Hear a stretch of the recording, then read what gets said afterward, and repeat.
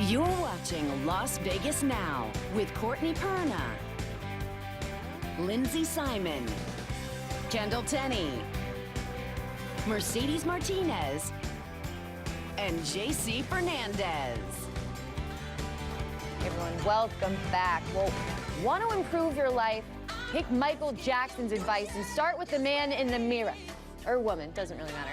Galit Ventura-Rozen is here with more on the changes you can make today to unlock your true and full potential. So thank you so much for joining us. Thank you. And what perfect timing. Thank you so much. I get you on your first week. I know, it's exciting. I'm happy to be back. And I'm happy I get to interview you. Thank and this you. is perfect timing because it's National Self-Improvement Month. Yes.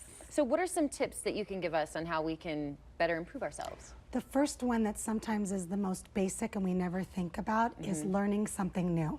Okay. A lot of times we get so comfortable with our lives, with our careers, with our profession, that we don't realize that there's still such a world of things out there to learn. Right. And it could be the simplest thing, a new hobby, photography, a language, something Okay. you've always wanted to learn. Okay. But it's just common nature that when you learn something new, that you're self-improving yourself. Okay. And especially when it's something you want to do. Okay. And for me, that's what Self-Improvement Month is about. It's about you and yourself. Okay. So it's not just, okay. That makes sense. Yeah. And what other tips can you give us? Because like charity work, that always helps me feel a little bit better. So giving back is a beautiful thing. It's one of my favorite things to do in my free time. I love to give back because it makes me feel good. And sometimes I giggle and say, oh, it's so selfish to give back because it makes me feel so good. And sometimes people get overwhelmed with the idea of giving back because they think it's this big gesture they have to do. But it could be something as simple as cleaning out your closet. The amount of people that can use the clothes that you have in your closet, and you're also self-improving yourself because now you're decluttering. Yeah. Or you can go online and look for a charitable event that's coming up that needs volunteers. And even just donate your time one time. You don't have to make this huge, large commitment that a lot of people don't have time in their life to do.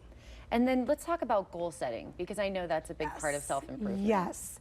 A lot of times we get very overwhelmed with goal setting. We set this large goal that seems unreachable when we don't realize that if we only spend a few minutes a day or even a week taking the time to sit back and say, what do we want? Because how can we achieve anything if we don't know what we want? Yeah. It seems like the simplest thing, right, But Lindsay?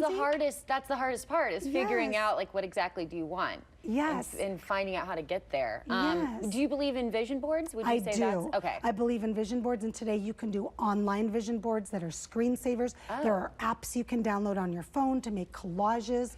I most definitely believe. I'm a whiteboard girl, and I'm an old school. I like to write things down. That's how I do mine too, yeah. Yes, but that's always changing, and you want to kind of recheck yourself and say, what is it that I want in my life? And then set attainable goals. Okay. Small, That's little important. attainable goals. So make that big goal, write it down, and then break it down into little tiny steps. And would you say that, because I feel like sometimes when we think of self-improvement, we're reading these books and it's like the power of positive thinking. And we finish the book and we put it down and we don't do anything and we pick up another book. Wouldn't you say taking action is like biggest really part important? of it. Because we can think about what we want all day long, we can set those goals, but if we don't take that little action step, and I want you to think about it as a domino effect. When you take one little action step, it can lead you to the next one, and it just becomes a domino effect that you're going to reach your goal. Even though it doesn't feel attainable, it really is when you break it down. Absolutely. Galit, thank you so much for coming in and giving us these tips. All right, Ted,